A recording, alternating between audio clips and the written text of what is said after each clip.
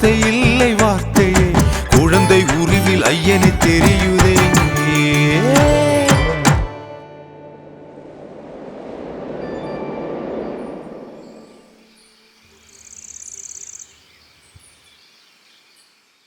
கார்த்திகையில் மாலையிட்டு சரணம் பாடுவோம், சாமி சரணம் பாடுவோம்.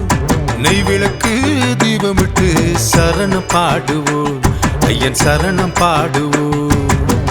கன்னிமூல கணபதிக்கு தீபமேற்றுவோம், கற்பூர தீபமேற்றுவோம். கானகத்தின் வாசகரே காணக்கூடுவோம், கண்டு சரணம் பாடுவோம்.